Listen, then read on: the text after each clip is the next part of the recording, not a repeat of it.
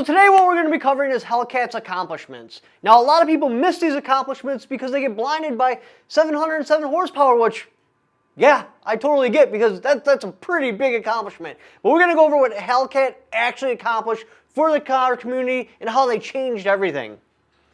Alright, so in 2015, the 707 Hellcat dropped. Why is this significant? The average vehicle being sold in 2015 was 229 horsepower. The Hellcat had 707, that's 478 horsepower, or 3.1 times more horsepower than the average vehicle being sold at that time. Car and Driver did a report and said at that point in time, there was only 3 other production cars that had more horsepower than the Hellcat, and all of them were supercars. This is the big accomplishment right here. It sold for $59,995. 707 horsepower, street legal, daily drivable, and they mass produced it. This wasn't some one-off rare super vehicle. It was made for the masses, the average working man.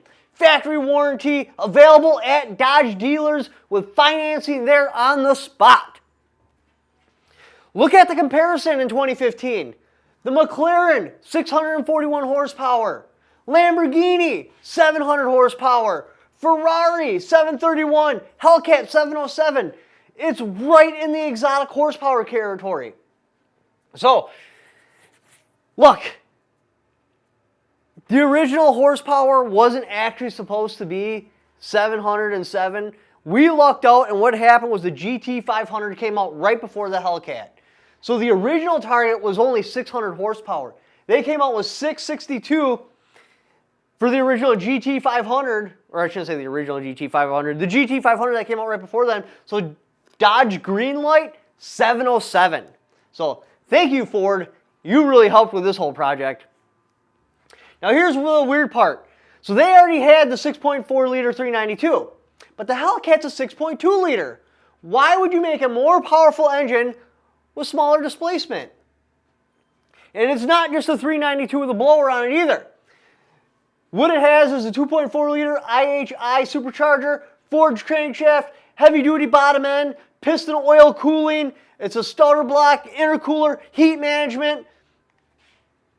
And what we're looking at here is this is referred to as over square.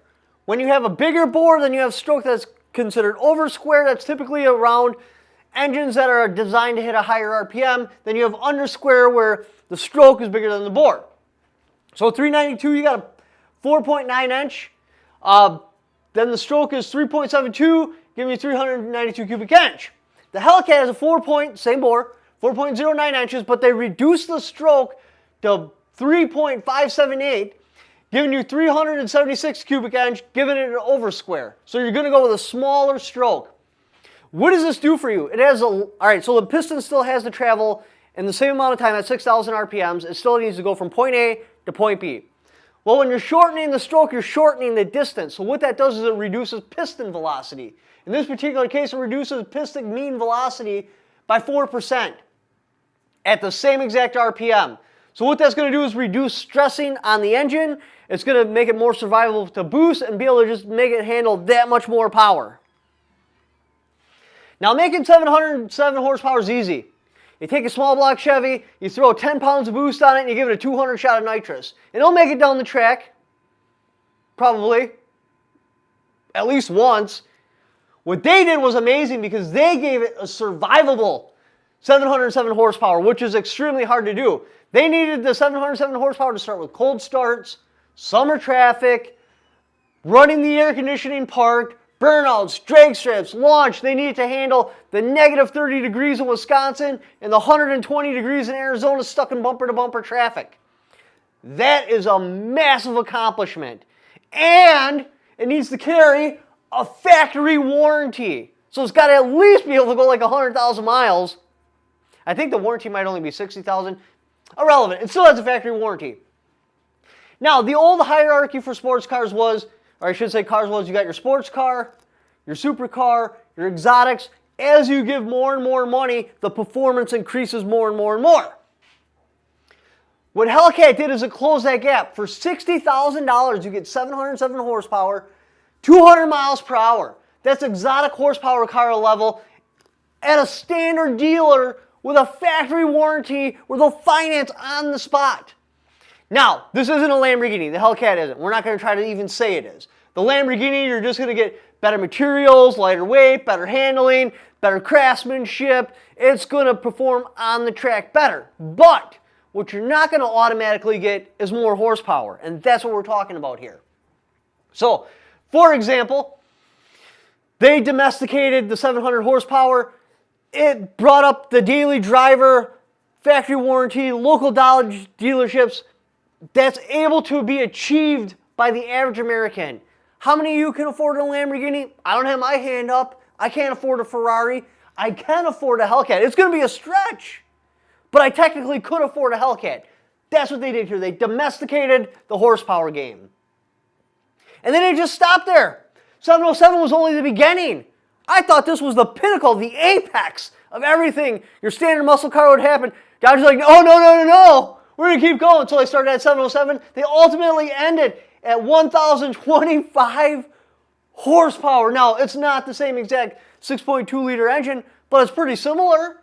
They went from 707, 717, 797, 807, 840, 1,025. That is amazing, going into 4 digits on American muscle. That's just crazy. So, they also changed the car community as a whole and like the hip hop community. That was a big one that got changed here. So the old flex, like in a rap video and stuff like that, they'd be like a Ferrari, Lamborghini, Bentley, Mercedes, like all that stuff. That shows I've made it. The problem with those is they are unobtainable for most viewers, making that person not relatable. And when you're talking about music and icons and stuff like that, you want to be relatable. If your audience can relate with you, they're more likely to consume your content. It's just better all around to be more relatable, regardless how you slice the pie. The Hellcat Flex. This is, I've made it, but you could do it too. Because clearly you made it. I mean, Hellcats, depending on like which one you get, can be upwards of around $100,000. It's fast enough to feel exotic. It's exclusive enough. But this is a sign of success, but it doesn't make me unrelatable.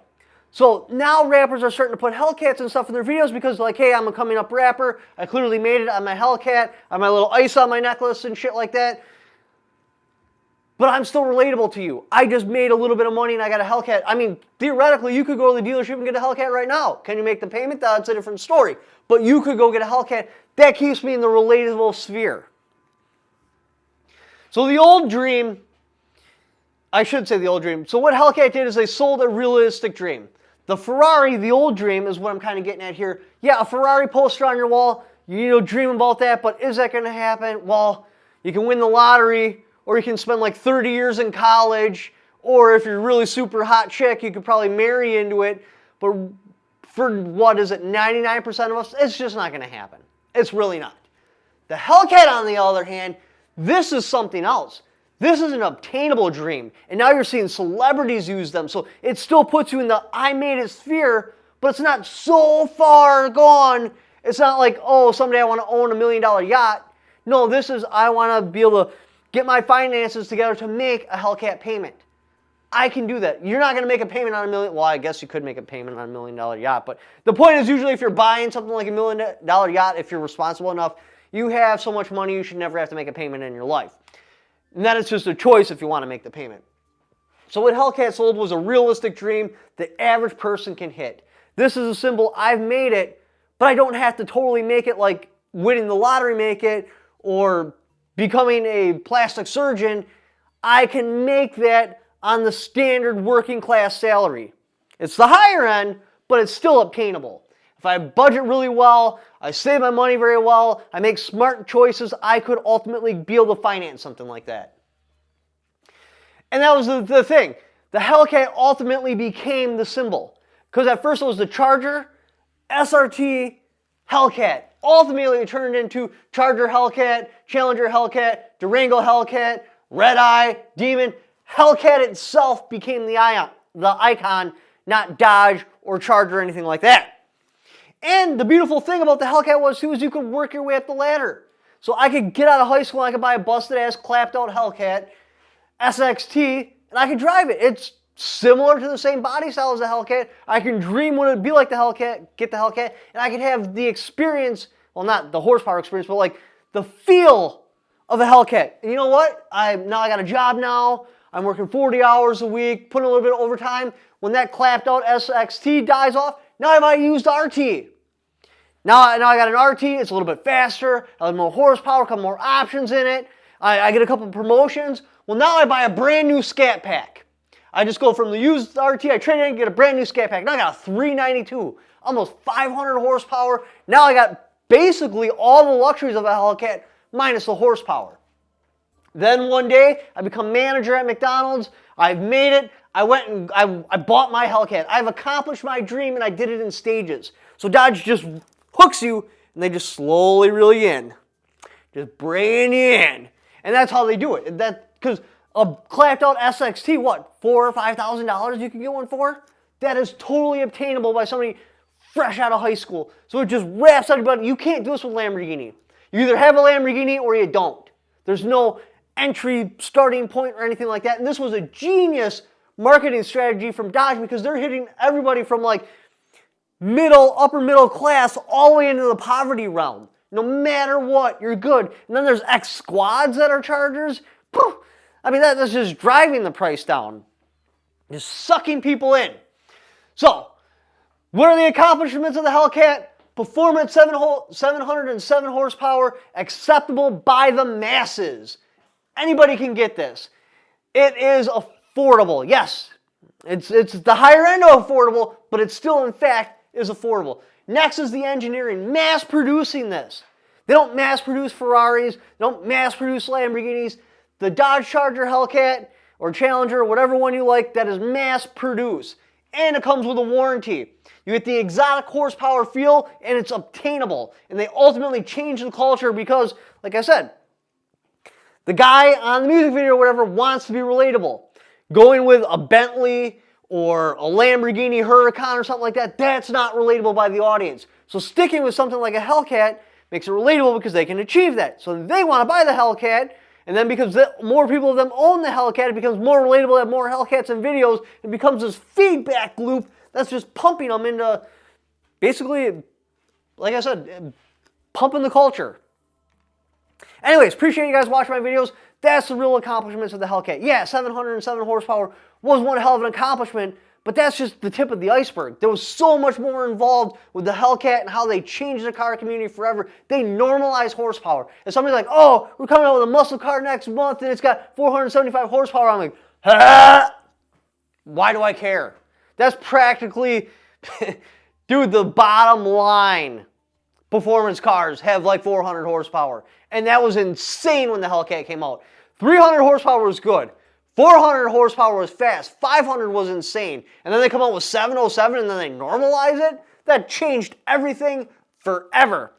Anyways, appreciate you guys watching my videos. If you'd like to help support the channel, go down in the description, click on that Amazon affiliate link. Even if you don't buy what that link is for, just clicking on it. Doing the Amazon shopping you were literally already going to do anyway, I'll kick back for it because you came there off my channel. Thank you for watching. Don't forget to subscribe.